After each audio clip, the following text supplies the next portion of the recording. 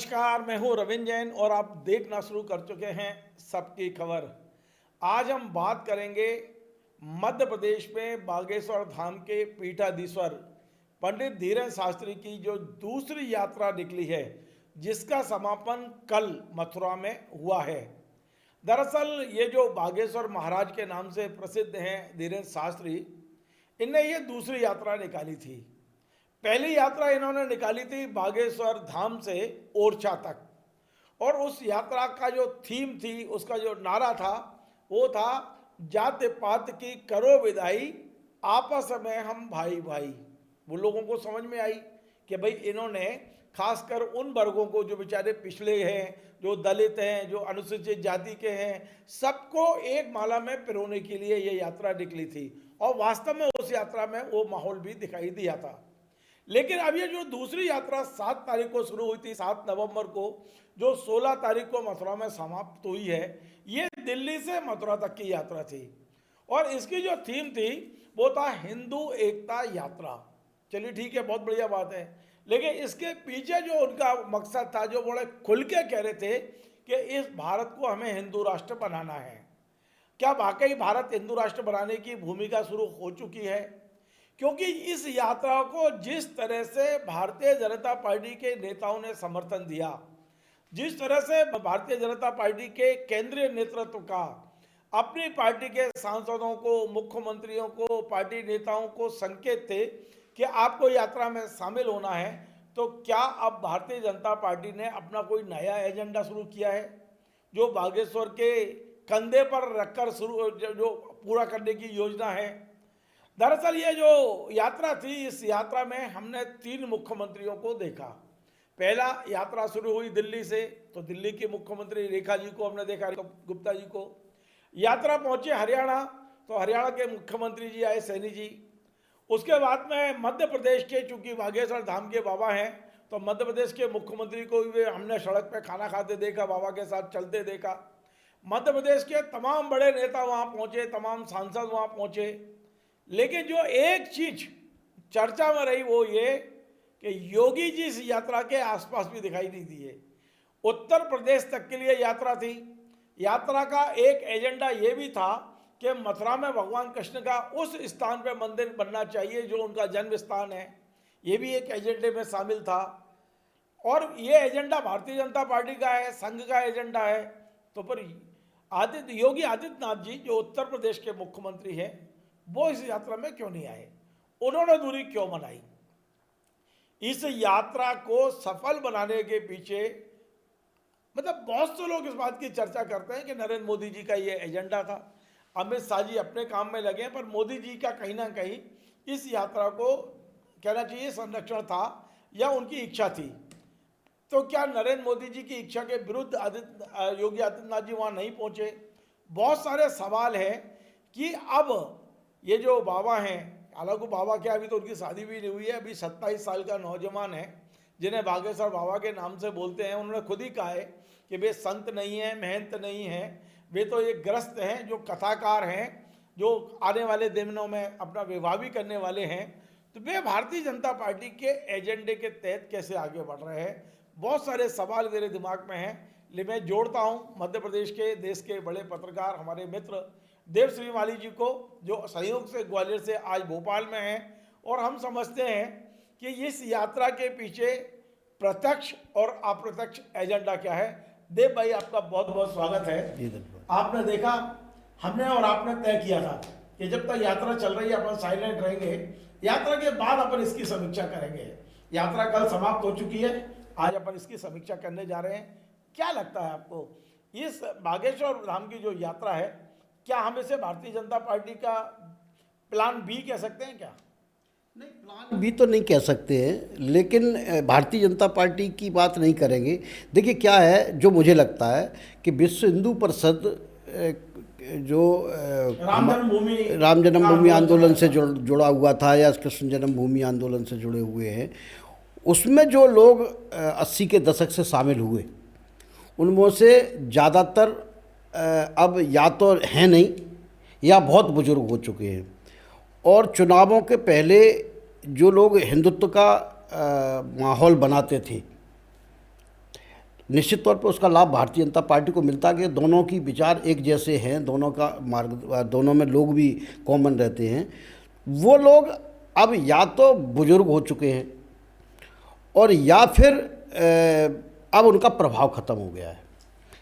जैसे हमने देखा कि उमा जी भी उसी आंदोलन से निकली हुई नेत्री थी, रितंबरा जी थी, और भी जो आचार्य धर्मेंद्र थे, बहुत सारे काफ़ी लोग थे जो आचार्य धर्मेंद्र थे, जो महंत जी, वो जो क्या नाम है, पवैया जी के गुरु, जो वो भी थे। लेकिन अब ये लोग या तो 90, 75, 80 के आसपास के हैं और नई जो पीढ़ी है और इनका एजेंडा भी अब बदल गया है। पहले एजेंडा ऐसा था कि राम मंदिर बनाना तो एक बड़ा उत्साह रहता था सब लोगों को स्वाभाविक है कि राम पूरे देश के आराध्य हैं। अब उनको लगता है कि वैसा माहौल कृष्ण के उस पर नहीं बन पाएगा, तो उसका ज़्यादा ये लोग नहीं कर रहे। अब एक हिंदू राष्ट्र की बात जो है ना, बात कही है, इसमें सबसे बड़ी बात क्या होती है कि हम संविधान की शपथ लेते हैं। संविधान कहता है कि किसी जाति और धर्म के आधार पर राष्ट्र नहीं बना है, एक कम्युनल उस हार्मोनी पे बना हुआ है। और फिर अगर सत्ता या विपक्ष या कोई से भी अगर राजनेता शामिल होते हैं तो उससे जो है ना, देखिए देव सिंह जी, अपन संविधान की शपथ लेते हैं, लेकिन उस संविधान में हमने कई संशोधन किए, ये भी संशोधन हो सकता है? नहीं, देखिए हो तो कुछ भी सकता है, बात नहीं। देखिए क्या होता है, डेमोक्रेसी एक शब्द है ना, डेमोक्रेसी के बारे में कहा जाता है कि डेमोक्रेसी मानने की चीज़ है। अगर अब मानना देश मना कर दे तो ख़त्म हो जाएगी डेमोक्रेसी। क्योंकि अगर सपोज करो जैसे डेमोक्रेसी में कोर्ट स्वतंत्र होता है और पुलिस अगर कोर्ट की बात मानना शुरू कर दे तो क्या करेगा, नहीं ले जा रहे हम जेल तो डेमोक्रेसी मानने की चीज़ है। तो ये कहते हैं ना, ऐसी लोग जैसे परिवार में जो मर्यादाएं होती हैं वो मर्यादाएं होती हैं, मानने की चीज़ है। आप मत मानो कि हम ससुर हो गए हैं तो मत मानो, फिर आपको जैसा लग रहा है लगेगा। बहू मानना मना कर दे कि नहीं मैं तो बहू ही नहीं हूँ, मैं तो फलाना ही हूँ, तो नहीं। तो ऐसे ही डेमोक्रेसी है, डेमोक्रेसी मानने की चीज़ है। बात संविधान संशोधन की नहीं है।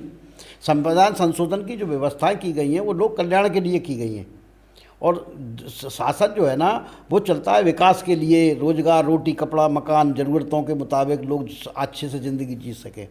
लेकिन बात क्या है कि ये जो आपका सवाल था वो उसके पीछे उद्देश्य वही है कि अब नया एक लीडरशिप जो है ना धर्म में पैदा करनी चाहिए। चूँकि ये जो बागेश्वर धाम के जो कथावाचक हैं उनकी लोकप्रियता को बीजेपी भुलाना चाहती है। दोनों बातें हैं, उनकी लोकप्रियता बनाने में भी उनका योगदान है। मतलब पहले उन्हें लोकप्रिय करना, फिर उस लोकप्रियता का उपयोग पार्टी के एजेंडे में उपयोग करना। एक्चुअल में क्या होता है, पार्टी के एजेंडे में उपयोग की जरूरत नहीं है। दोनों का विचार जब एक जैसा होता, आप माहौल कुछ भी बनाओगे तो फायदा किसको मिलेगा, बीजेपी को ही। तो बीजेपी को मिलेगा। तो बीजेपी के लोग वहाँ जाते भी हैं तो संकेतों के रूप में ये भी हो जाता है कि हम इनके साथ हैं।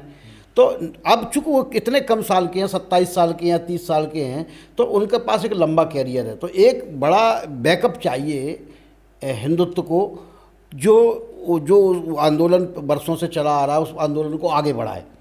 तो अब ऐसे नए लीडरशिप की तलाश हो रही है। तो उसमें अनिरुद्धाचार्य हैं, उसमें बागेश्वर धाम है। तो सबसे ज़्यादा बागेश्वर धाम मुखर भी हैं और उस तरह के कथावाचक नहीं हैं।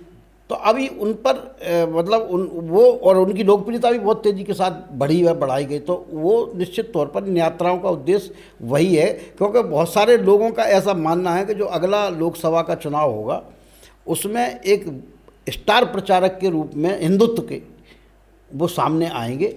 सनातन मतलब बेशक वो बीजेपी में ना रहे, लेकिन बीजेपी के लोग की तरह मानसिकता बनाने का काम पूरे देश का करेंगे, मतदाताओं की मानसिकता बनाने का काम वो मतलब वो तो हिंदुत्व का काम करेंगे, उसका लाभ कौन उठाएगा ये सामने वाले की बात है। तो ये जिस तरह से, अच्छा दूसरा जैसा कि आपने कहा ना कि 3 राज्यों के मुख्यमंत्री गए, उसमें जो है बहुत सारे मध्य प्रदेश के कांग्रेस के लोगों ने दूरी बनाई इससे। नहीं देखिए, आप अब दूरी बनाने का मतलब नहीं है। यात्रा में तो कांग्रेस कहाँ जाएगी, लेकिन कमलनाथ ने तो उनकी कथा कराई थी। उस समय तो कराई थी, इस यात्रा में तो कमलनाथ जी नहीं दिखे। नहीं, या यात्रा में कांग्रेस का कोई मध्य प्रदेश के अधिकांश बड़े नेता गए, मुख्यमंत्री गए, नहीं शर्मा जी गए। देखिए मैं आपको बताऊं कि कांग्रेस के नेता ये तो इन पर तो मान लो आरोप लग रहा है या लगता भी है कि ये बीजेपी के लिए काम कर रहे हैं, बातें भी वही बोलते हैं जो बीजेपी बोलती है, लेकिन जिनके साथ नहीं था उनकी यात्राओं में भी कांग्रेस के नेता सामान्य तौर पर शामिल नहीं होते रहे हैं, क्योंकि उस तरह का उनका राजनीतिक रुझान है नहीं। वो दोनों चीज़ों को अलग अलग रखते हैं, राजनीति को अलग रखते हैं, व्यक्तिगत अलग रखते हैं। क्योंकि कमलनाथ ने जब कथा आप कल्पना कर सकते हैं कि कभी बागेश्वर धाम उमा जी की तरह बीजेपी में खुल के आ सकते हैं? कभी ऐसी, मतलब आपको लगता है ऐसा? देखिए, महत्वाकांक्षाएं आदमी का कुछ भी करा सकती हैं, ठीक है ना। कितने साधु संत महंत अवैधनाथ बने, योगी आदित्यनाथ बने, ग्वालियर वहाँ से हमारे योगानंद सरस्वती जी बने, कितने लोग जो है ना बाद में सांसद बने, उमा जी बनी, कथावाचक थी वो भी। ये मैं ये देखता हूँ, चाहे राजनेता हो, वो चाहे वो धार्मिक हो, चाहे वो कथावाचक हो, इनका एक सिचुएशन पॉइंट आता है, मतलब लोकप्रियता का भी एक शिखर है और उसके बाद वापसी शुरू होती है शिखर से। अभी बागेश्वर महाराज जी शिखर पे पहुंच गए कि अभी पहुंचना बाकी है? नहीं, अभी तो बाकी है, अभी बाकी। हमने कहा देखो, एक तो उम्र का फर्क है, उनके पास एज बहुत है, एज बहुत है। दूसरा क्या है कि इसमें अंतर इसलिए आता है कि इशू बदल जाते हैं, पीढ़ी बदल जाती है, तो अपने को ये पता नहीं रहता कि आगे पीढ़ी जो आने वाली है वो समाज को, धर्म को किस रूप में देखेगी। तो इसलिए सैचुरेशन तो सभी का आता है, सबका उतार शुरू होता है, चाहे वो पत्रकारिता हो, चाहे वो राजनीति हो, चाहे वो धर्म हो। हमारे देव भाई का नहीं हो रहा है ना। लेकिन जो है बात क्या है कि अभी तो इनकी शुरुआत है। जहाँ तक आपने एक सवाल उठाया था कि योगी आदित्यनाथ यानी उत्तर प्रदेश का, उसमें जो प्रभाव यात्रा में दिखने, उत्तर प्रदेश में जैसे हम देखते हैं, चाहे कांवड़ यात्रा हो, चाहे और दूसरे धार्मिक आयोजन हो, बड़ी संख्या में लोग सड़क पर रहते हैं और वहाँ जो है ना एक हिंदुत्व का जोर सड़कों पर दिखाई देता है। मैंने भी देखा जाके, वो यात्रा में दिखाई दिया नहीं उत्तर प्रदेश में, मतलब जब यात्रा यूपी में आई है, हाँ, वो जोश दिखाई, वो जोश नहीं दिखाई दिया, वो नहीं। तो निश्चित तौर पर उसका कारण यही है कि चूंकि योगी आदित्यनाथ की रुचि उसमें दिखाई नहीं दी इस यात्रा में। हाँ, भले ही। उसका कारण क्या है? नहीं, दो कारण हैं। एक तो वो एक खुद मठाधीश हैं, एक मठ के महंत हैं, ठीक है, हाँ, नहीं मठ के हैं, पीठ के तो नहीं है, लेकिन मठ उनका तो पूरा मठ है, मठाधीश हैं। और गोरक्ष जो उनका गोरखनाथ जी का जो पूरा साम्राज्य है उनके पास है, उनका एक बड़ा फॉलोइंग भी है निश्चित तौर पर। तो वो उनकी तरफ से अगर रुझान होता तो निश्चित तौर पर लोग आते। अभी सत्ता भी उनके पास है, तो वो वहाँ नहीं दिखाई दिया। और लेकिन उनकी अनुपस्थिति, इस यात्रा में मध्य प्रदेश की भूमिका महत्वपूर्ण थी, बजाय दिल्ली के, बजाय हरियाणा के, बजाय यूपी के। देखिए, ये ऐसा एक्चुअल में टेस्ट ही लगाया जा रहा है कि मध्य प्रदेश छत्तीसगढ़ में इनको रहें या और आगे ले जाएं। मुझे ऐसा लगता है कि अब एक यात्रा मथुरा, ये प्रयोग ही चल रहे हैं। पहले भी जो प्रयोग हुआ था कि वो वहाँ से लेके ओरछा तक आए थे, अब एक मुझे लगता है कि एक ओरछा से लेके एक यात्रा जो है ना वो मथुरा तक जाएगी, या मथुरा से एक यात्रा आगे शुरू होगी, जो तीसरा फेज होगा वो पूरी ओरछा तक जाएगी। और उसके बाद फिर आगे का भी हो सकता है एक बनारस की यात्रा के लिए भी 2-3 चरणों में। जो यूपी में इलेक्शन आएंगे अब, हाँ, मतलब इलेक्शन क्या कहें, लेकिन वो अपना एक जो भी उनका धार्मिक एजेंडा होगा उसको आगे बढ़ाने के लिए अपना काम करेंगे। अब वैसे नरेंद्र मोदी जी इनको छोटा भाई कह चुके हैं कि मेरा छोटा भाई है। अब वो देखिए, उम्र उनकी इतनी ज़्यादा है तो भाई तो छोटा होगा ही। खैर क्या अपन क्या कह सकते हैं, पुत्रवत भी कह सकते थे। नहीं, पुत्रवत तो नहीं कह सकते वो, क्योंकि पुत्र तो होता तब तो पुत्रवत होता, तो वो बात दूसरी है। लेकिन हाँ, भाई तो हैं ही, हमारे भी भाई हैं वो। लेकिन वो एक चूँकि बहुत प्रतिष्ठित मठ से, मंदिर से जुड़े हुए हैं। नहीं, लेकिन ऐसी यात्राओं से आपको नहीं लगता है कि उनकी बीजेपी के प्रति और ज़्यादा निकटता बढ़ती जा रही है, बहुत ज़्यादा बढ़ती जा रही है? हाँ, निश्चित तौर पर लोगों को ऐसा ही लगता है कि वो, बस लोग तो ये मान के चलते हैं कि वो बीजेपी के लिए ही काम कर रहे हैं। और चूँकि उनको भी इस बात पर कोई ऐतराज नहीं, क्योंकि एक सवाल ये भी है कि आने वाले लोकसभा चुनाव में क्या बागेश्वर महाराज सांसद का चुनाव लड़ सकते हैं? मुझे तो नहीं लगता। मुझे नहीं लगता कि अभी वो लोकप्रियता के जिस शिखर की तरफ बढ़ रहे हैं उसमें सांसद बनने के बाद उनका कद छोटा हो जाएगा। उमा जी इससे ज़्यादा लोकप्रिय थी। उमा जी चुनाव भी लड़ा और अभी चुनाव लड़ने की फिर वो दोनों बातें अलग अलग हैं। एक तो उमा भारती 14 साल की थी तब से कथावाचक थी, और 15-16 साल की उम्र में वो राजमाता जी के संपर्क में आ गई थी। ये नरेंद्र मोदी के संपर्क में आ गए हैं? नहीं, जैसे राजमाता जी के संपर्क में वो आई थी, ऐसे नरेंद्र मोदी के संपर्क में ये नहीं आए। एक नंबर 1, राजमाता जी कथा कराती थी, जाती थी, पुत्री, उंगली पकड़ के चलाती और थी। कायदे से ही उनको पुत्री जैसी मानती थी।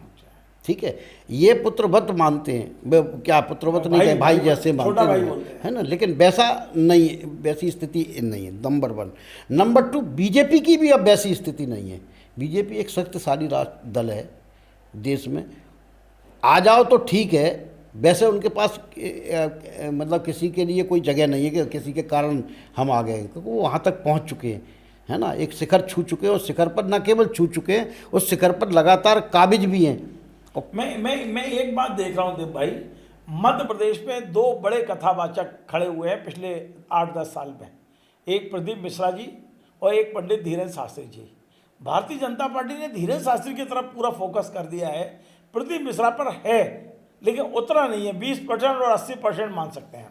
देखो, दोनों बातें हैं, जबकि लोकप्रियता में प्रदीप मिश्रा भी कम नहीं है। नहीं, मैं दूसरे उनके साथ भी वैसे बहुत है। मैं दोनों के बारे में केवल लोगों से ही सुनता हूँ, क्योंकि मैं ज़्यादा इसमें रुचि लेता नहीं हूँ, लेकिन प्रदीप मिश्रा मुझे धीरेन्द्र शास्त्री से ज़्यादा पॉपुलर लगते हैं। हाँ, वही मैं कह रहा हूँ। खास तौर पर महिलाओं में प्रदीप मिश्रा का वो टोटका- प्रभाव, और यही यस, एक टोटका शास्त्र पढ़ लिया उनने, जो भी है, और टोटके बताते हैं। वो जो भी है, क्योंकि मेरे बड़ी संख्या में रिश्तेदार उत्तर प्रदेश में, हरियाणा में, राजस्थान में, दिल्ली में रहते हैं, वो सब जो है उनकी पत्नियां और मतलब महिला हैं, पागलपन की सीमा तक आते हैं। यहाँ तक कि कोरोना के समय में भी मेरी एक रिलेटिव जो है ना, धक्के वक्के खाते खूते वो रुद्राक्ष लेने के लिए पहुंची, और अच्छी बात है कि उनको ऐसा लगता है कि उससे उनके परिवार को लाभ हुआ। तो एक अच्छी, देखिए, धर्म, श्रद्धा और आस्था का ही मामला है, और अगर उनको लाभ हुआ तो निश्चित तौर पर अपन ये भी नहीं कह सकते कि उससे इनको नहीं हुआ होगा लाभ, लेकिन ज़्यादा इसलिए लगा रहे हैं कि जो ये जो मिश्रा हैं वो उतने मुखर नहीं हैं, और उनके जो विचार हैं, बोलने का अंदाज है, वो उतना पार्टी की विचारधारा की तरफ लोगों को आकर्षित नहीं करता है, क्योंकि वो डायरेक्टली ऐसा नहीं कह सकते कि आप बीजेपी को वोट डालिए। आपको याद होगा कि अभी से कुछ साल पहले तक आरएसएस के लोग जो है ना, जो बड़े नेता थे, हमने भी कई बार उनके इंटरव्यू, कहते थे हमारा बीजेपी से कोई संबंध नहीं है, जो भी हमारी विचारधारा के अनुकूल वातावरण निर्माण करेगा, काम करेगा, राम मंदिर के बारे में हमारे जो मुद्दे हैं, हम तो उसके साथ चले जाएंगे। हम गए हैं कई बार, ऐसा उन्होंने कहा। हमने तो बीजेपी कम्युनिस्टों के साथ भी सरकार बनाई, तो वो जो है उस सरकार का भी हमने समर्थन किया। तो वो स्थिति उस समय की थी, है ना। अब बीजेपी की स्थिति ये है कि अगर जो 2 हैं तो 2 में से जो हमारे विचार के नज़दीक ज़्यादा जा रहा, जैसे, क्योंकि सिंबॉलिक ही जाना है। अब सिंबॉलिक निश्चित तौर पर धीरेन्द्र शास्त्री के जो बयान हैं, धीरेन्द्र शास्त्री का जो तरीका है, धीरेन्द्र शास्त्री का जो एटीट्यूड है, जैसे कि उन्होंने पदयात्रा निकाली, तो अब पदयात्रा का कथावाचक से कोई संबंध ही नहीं है। चलिए, एक आखिरी सवाल ये है कि इस तरह की जो बड़ी यात्राएं होती हैं, इवेंट होता है, आपने मथुरा में देखा होगा, क्या टेंट तंबू, ये तो एक फंडिंग कहाँ से होती है? तो बड़े बड़े धनवान लोग पैसा देते हैं भाई। जो कथाएं भी होती हैं वो भी 5-5, 2-2 करोड़, 10-10 करोड़ की होती हैं। भारत सरकार ने एक नियम बनाया है, 20,000 से ज़्यादा आप कैश में ट्रांजेक्शन नहीं कर सकते, और ये जो अरबों के, करोड़ों के खर्चे होते हैं, और धनवान लोग भी देते हैं, तो ये सब 2 नंबर पे चलता है, वो लोग देखते रहते हैं, सब देखते रहते हैं सब। हम भाई, इतनी बड़ी बड़ी कथाएं होती हैं, आप बताओ मेरे को, उसका लाइट और टेंट का ही मतलब बिल जो है ना, करोड़ों में होता है। कभी बिल नहीं बनते, नहीं, कुछ नहीं होता। ठीक है, और दूसरी बात एक और, कि इस तरह के लिए बहुत सारे ट्रस्ट बना दिए गए हैं, उन ट्रस्टों को जो है इनकम टैक्स फ्री कर दिया गया है, तो उनके जरिए भी पैसे, अगर जो बड़े उद्योगपति हैं, अगर वो पैसा चंदा देते हैं, तो उनको 1 नंबर में सामाजिक ट्रस्टों के रूप में दे देते हैं। चलिए, इसके लिए बहुत धन्यवाद। तो आप थे देव श्रीमाली जी, जिन्होंने आज बागेश्वर धाम की जो ये दूसरी यात्रा है, हमने समीक्षा करने की कोशिश की, और इस पूरी समीक्षा का जो निचोड़ है वो ये है कि भारतीय जनता पार्टी प्लानिंग के तहत इनकी लोकप्रियता को बढ़ा रही है, और ये प्लानिंग के तहत पूरे हिंदुत्व का माहौल बना रहे हैं। जब चुनाव आता है तो उसी प्लानिंग के तहत वोट वही गिरता है जो हिंदुत्ववादी पार्टी है। आप समझ सकते हैं, सारी चीज़ें एक दूसरे से कनेक्ट भी हैं और अलग भी हैं। आप समझ सकते हो कि ये जो धर्म और राजनीति है, इसका यदि वाकई कोई बहुत अच्छा अध्ययन करना हो तो आप धीरेन्द्र शास्त्री जी की यात्राओं पर करें, और उस यात्रा का लाभ वाकई किसको मिल रहा है, क्या लोगों को मिल रहा है, क्या वाकई देश को मिल रहा है, या किसी राजनीतिक दल को मिल रहा है, ये सारा अध्ययन करने की और कहना चाहिए कि एक चिंतन करने की चीज़ें हैं। लेकिन आज बहुत अच्छी समीक्षा हमने की है। बेशक लोकप्रियता पंडित प्रदीप मिश्रा की ज़्यादा है, लेकिन इस समय भारतीय जनता पार्टी को तो धीरेन्द्र शास्त्री पसंद है। आपको यदि हमारा ये कार्यक्रम पसंद आए, आप इसे शेयर करें, लाइक करें, कमेंट करें। आपसे बार बार निवेदन है हमारे इस चैनल को सब्सक्राइब अवश्य करें।